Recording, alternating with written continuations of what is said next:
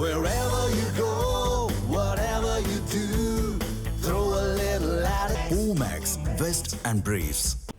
சேலம் மாவட்டம் சங்ககிரி அருகே சாலையை கடக்க முயன்ற கார் மீது தனியார் பேருந்து மோதிய விபத்தின் பதற வைக்கும் சிசிடிவி காட்சி வெளியாகியுள்ளது. கூடுதல் தகவல்களை செய்தியாளர் கண்ணன் வழங்க கேட்கலாம். கண்ணன், தற்பொழுது சாலையை கடக்க முயன்ற கார் மீது தனியார் பேருந்து மோதி இருக்கிறது. அது தொடர்பான சிசிடிவி காட்சி வெளியாகி இருக்கிறது. அதில் பயணம் செய்தவர்கள் பாதுகாப்பாக இருக்கிறார்களா? முழு விவரங்கள். வணக்கம் சங்கீதா. நாமக்கல் மாவட்டம் முதலப்பட்டியைச் சேர்ந்தவர் ராஜு. இவர் தனது மனைவி கவிதா மற்றும் உறவினர்கள் ஜெயந்தி, திவ்யா ஆகியோருடன் காரில் ராசிபுரத்தில் உள்ள உறவினர் வீட்டில் நடக்கும் நிகழ்ச்சிக்காக திருப்பூரில் உள்ள உறவினர் வீட்டுக்கு சென்றுவிட்டு திரும்பிக் கொண்டிருந்தனர். அப்போது சேலம் மாவட்டம் சங்ககிரி அருகே புள்ளிபாளையம் பகுதியில் வந்த நிலையில் சங்ககிரி நோக்கி செல்ல சாலையை கார் கடக்க முயன்றது. அப்போது பவானியிலிருந்து திருச்செங்கோடு நோக்கி அசுர வேகமாக வந்த தனியார் பஸ் காரின் மீது அசுர வேகத்தில் மோதியது.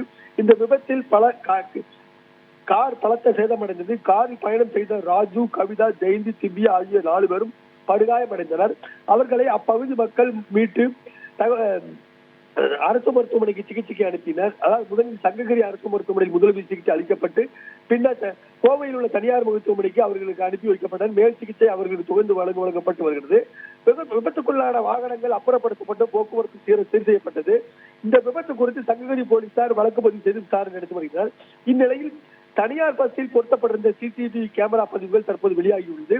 இதில் காரில் மோதும் பதவதைக்கு வீடியோ காட்சிகள் தற்போது வெளியாகியுள்ளது. இந்த வீடியோ காட்சிகள் சமூக வலைதளங்களிலும் தொடர்ந்து வைரலாகி வருவதால் பொதுமக்கள் மற்றும் அதனை பார்ப்பவர்கள் கடும் அதிர்ச்சி அடைந்துள்ளனர்.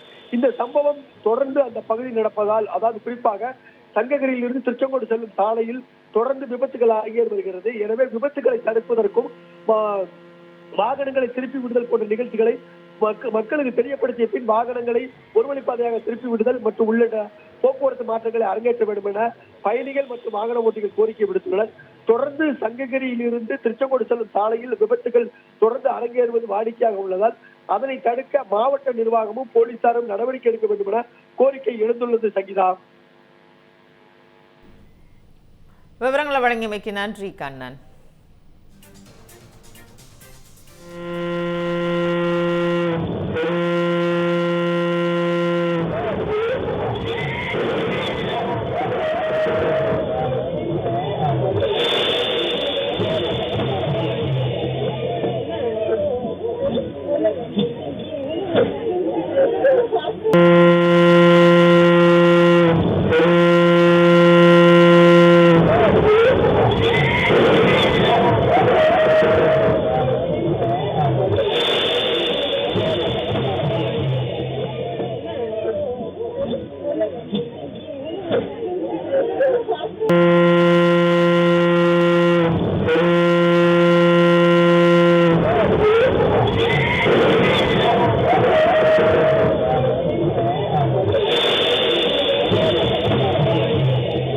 தமிழ் ஜனம் சேனலை சப்ஸ்கிரைப் பண்ணாம பார்த்துட்டு இருந்தீங்கன்னா மறக்காம சப்ஸ்கிரைப் பண்ணிடுங்க.